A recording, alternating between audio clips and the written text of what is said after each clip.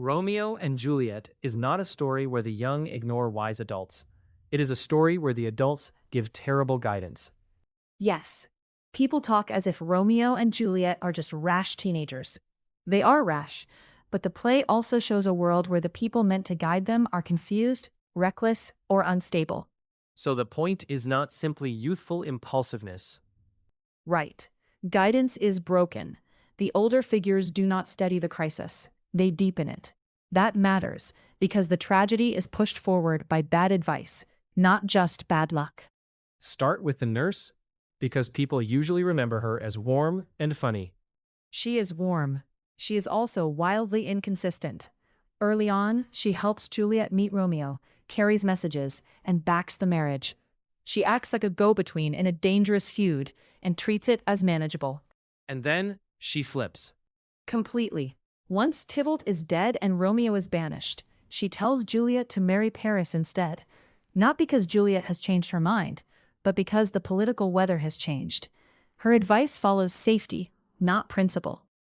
So Juliet hears two opposite instructions from the same trusted person.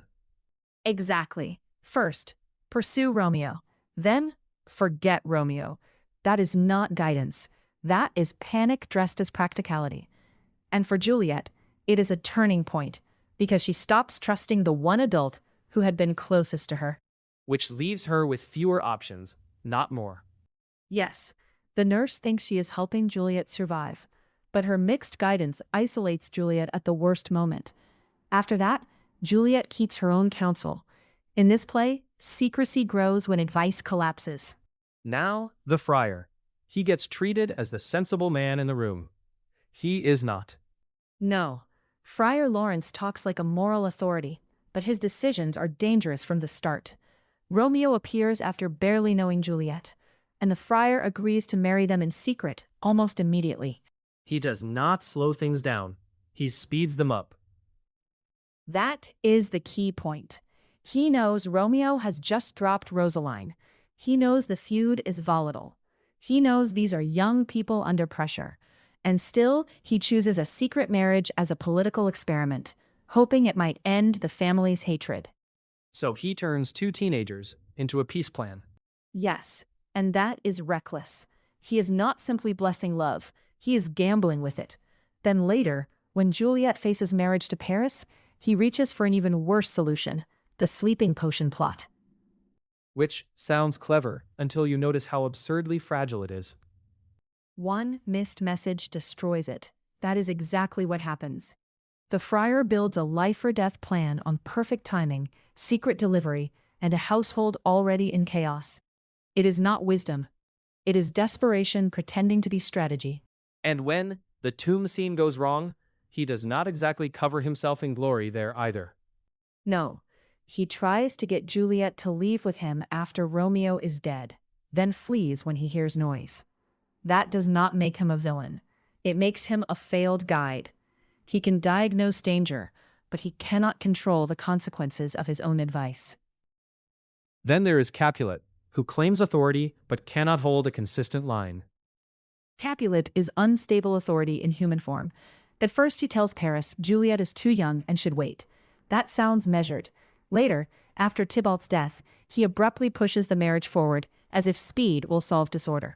And when Juliet resists, the calm father vanishes. Exactly. He turns brutal. He threatens, insults, and tries to crush her into obedience. So the household message becomes impossible to read. Are we patient? Are we protective? Are we forcing this now? Capulet's authority swings with circumstance and anger. Which means Juliet cannot rely on home as a place for clear judgment. Yes, that is the larger pattern. The nurse gives mixed counsel. The friar gives hazardous schemes. Capulet gives unstable commands backed by force. The young are not standing outside good advice. They are trapped inside failed advice. And that changes how we read Romeo and Juliet themselves. It does. They still make reckless choices. The play does not excuse that, but it refuses the lazy version where adults are solid and teenagers are merely foolish. In Verona, the people with age and status do not provide sound judgment when it is needed most. So bad advice is not background detail. It is part of the engine. Yes, bad guidance narrows choices, increases secrecy, and pushes every risk higher. By the time the lovers are alone with their final decisions, the adults have already helped build the trap. Which makes the tragedy harsher than the softened school version. Much harsher. Romeo and Juliet do not die because wisdom failed to reach them from a safe distance. They die in a world where guidance itself is compromised. In this play, bad advice does not just fail to prevent tragedy, it helps cause it.